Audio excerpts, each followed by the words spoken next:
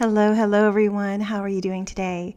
I am going to take you through a deep dive in Lightroom, and we're going to do it a little bit differently than the traditional look at Lightroom. There are a lot of great tutorials out there on Lightroom, but what I'm going to focus on are some unusual and different ways of creatively looking at Lightroom and editing in Lightroom. Now, I've been using Lightroom since the very beginning, and they have increased the amount of features and functions that have revolutionized how I edit. And I want to jump into some of the basics that I think often get overshadowed or overlooked, and people jump into presets and they don't really understand what is going on under the hood. And so we're going to start to delve into that. The first thing that I'm going to talk about today is how to use the histogram to understand your pictures better.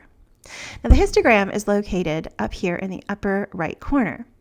And all it is a visual representation of the pixels in your image. The histogram is neither right or wrong.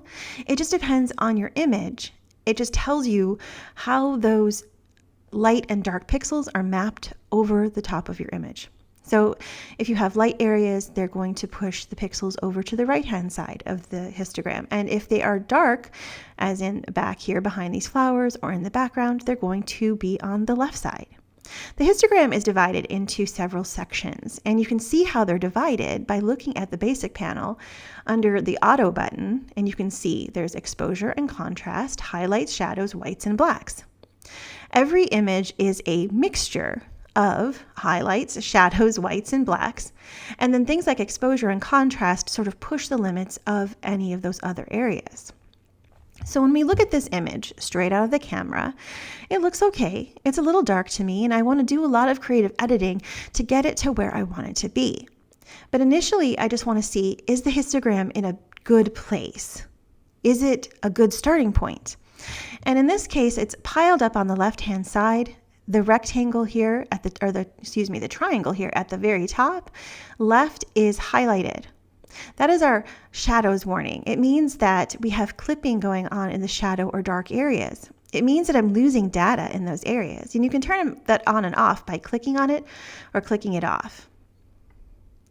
Now you can see here where the blue is located. That means that there is absolutely no data there. It is just solid black. It means every pixel is completely black. There is no shadow detail. There's no detail at all. It's just pure black. Now, if you see this one highlighted over here on the right, that would mean that the area is pure white. And if I take my whites and move it way over until things start to highlight, anything that is red now has lost all data, and it is pure white. No shade, no shadow, no texture, just white. And that's never a good thing. So I'm going to hit reset here, and I'm going to talk about something that I call the flat edit or the flat evaluation station. This is the key to understanding the pixel makeup of your image. And a lot of people think, oh my goodness, this is terrible. It looks awful, and it will look awful when I show it to you in a second. But what it does is it helps you to determine where you want the right and left limit of each section of the histogram to end. So let me demonstrate. The flat edit or the flat evaluation station is moving this histogram to a comfortable place in the middle of the histogram. Nothing is blown, nothing is clipped, everything is just piled up in the middle. Well, how do we do that? Well, it's really simple. We're just going to jump down here under the auto button, and we're going to go to highlight, shadows, whites, and blacks, and we're going to max out each slider going in the opposite direction that you would think. So for highlights, we're going to bring them all the way down. For shadows, we're going to open them all the way up. For whites, we're going to bring them all the way down. And for blacks, we're going to move them all the way to the right. Now you might look at this and say, that's ugly. Why would I do that? Well, what I'm doing by maximizing or moving all those sliders to their outermost points is to see what happens with the histogram. And here we've moved it over just slightly. Not a lot. We could probably move it over by moving the exposure a bit to the right here as well. And now we've moved our histogram to the middle. What this gives us the opportunity to do is to look for things that might be amiss with the image that we need to fix going forward. So if I zoom in here, I see a lot of noise. Is this noise going to be an issue? It might be but it might not be. If I want this to be super dark, it may not matter. But let's say it does matter. Maybe I'm going to want to be opening up the shadows, and all of this noise that we're seeing here is a problem.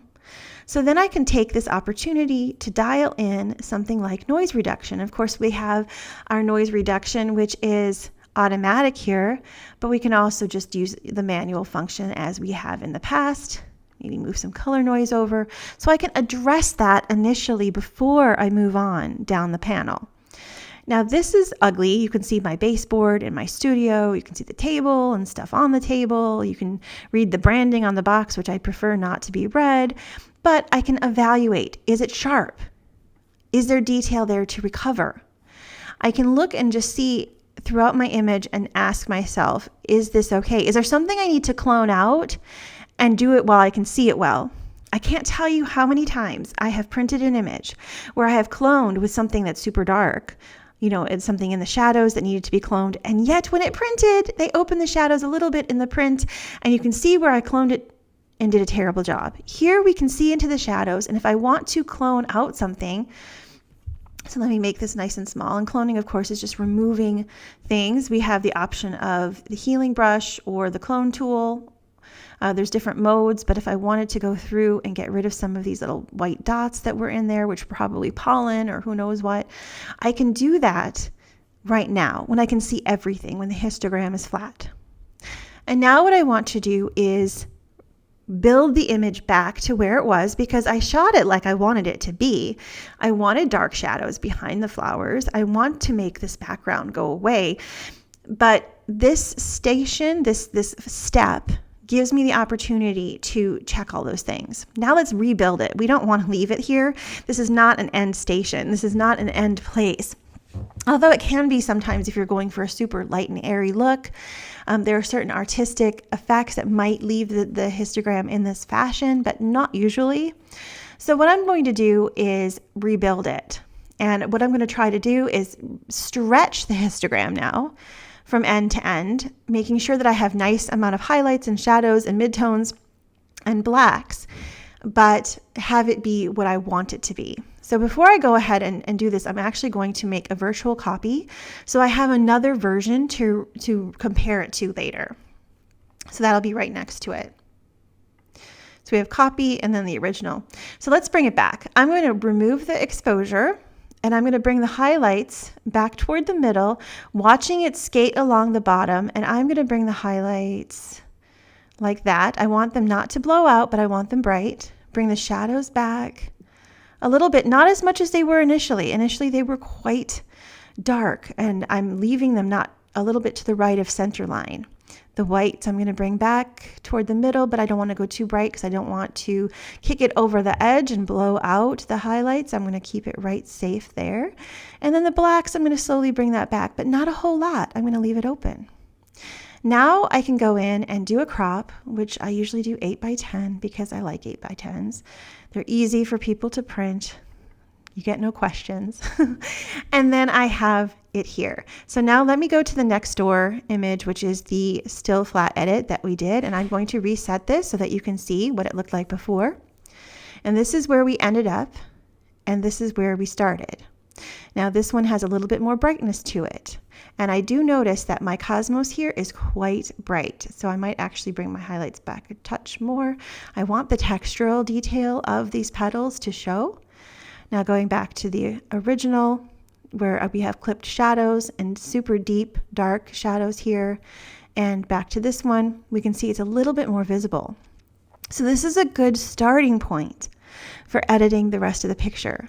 I have the details, I have the shadows visible but not too bad. If I turn this on, you can see that there's very minimal clipping. I don't see any blue really showing in the clipping the clipping warning here. I don't really see a lot of blue jumping out at me saying, this is too dark. This would print okay. It's definitely not the end goal. This isn't the end place, but using this, stretching the histogram and then rebuilding it helps me to know that it's going to print well, that I have enough contrast, and that I'm not losing detail anywhere. So let's try this with another image. So let me go in here, and I think this is another one from my box series. And this one is pretty good. If we look at the histogram, it's looking pretty good, and it's a little bit dark. I could just go in here and understand that this very left-hand side is the blacks, or the darkest area.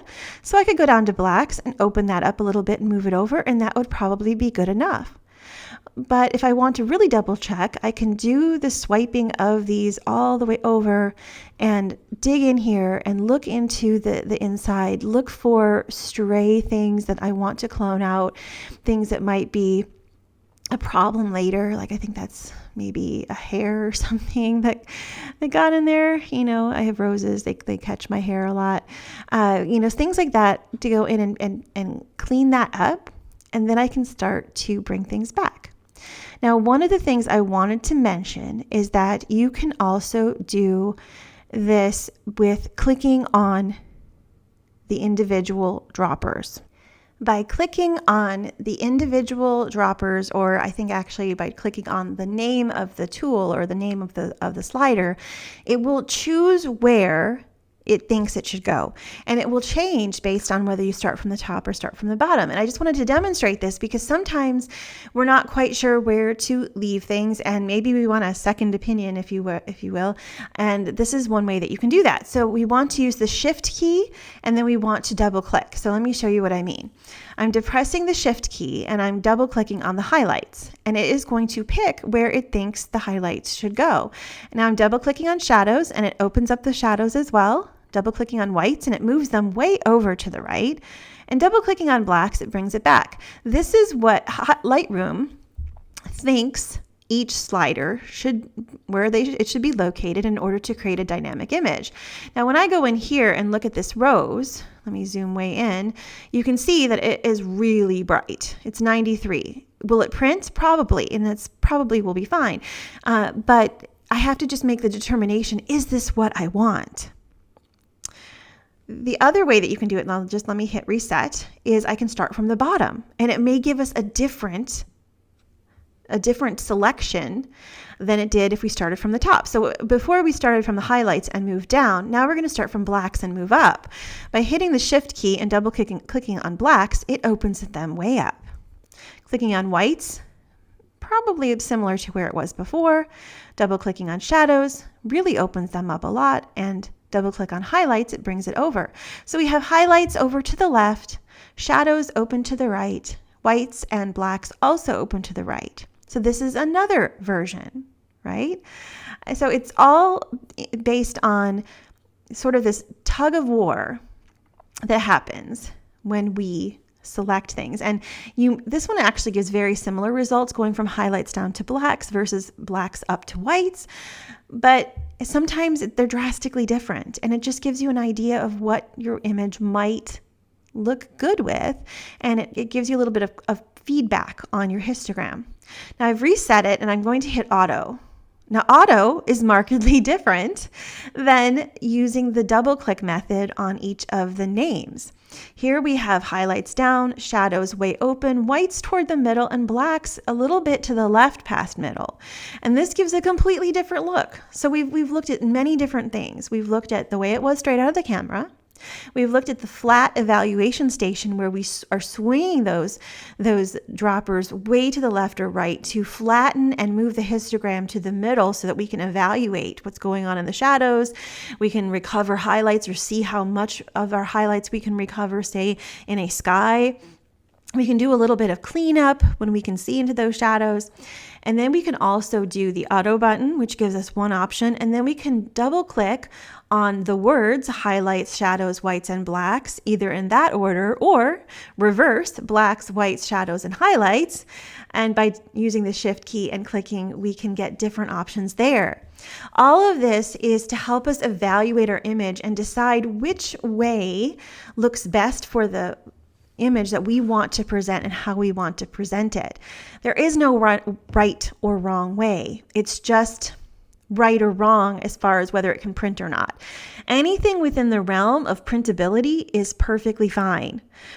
One person's style might love to get into the shadows and see everything a little bit more flatly. whereas other people might want it to be more dark and moody. Where the trouble comes in is it going to print okay? And if we have our histogram with, say, this going on, we are not going to have a good time printing. We are going to have shadows that are too dark. Let's make it really intense. We're going to have shadows that are too dark and losing detail, and we're going to have highlights that are too bright and losing detail. Okay? And so this would be a problem, but only a problem because it's not going to print like we want it to. We may be disappointed in our print. So understanding which things have to get pulled back and how much is all a very creative thing past the point of trying to make it printable. Once we get it into the realm of printability, then we can start to be creative. But these are all of the things that I cover when I am trying to decide how I want an image to be. And this is simply these 6 sliders: exposure, contrast, highlight, shadows, whites, and blacks, that are so important. Now, exposure and contrast I haven't really covered because those are things that I actually don't use a whole lot of.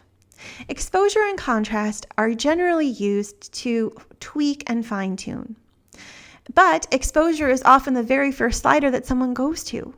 But the thing about exposure is it works very much like a hammer. It moves everything. It moves the blacks, it moves the whites, it moves the shadows, it moves the highlights universally to the right or the left. And it can cause problems because it's not breaking down those individual parts. It's just universally moving everything, and that can be a problem.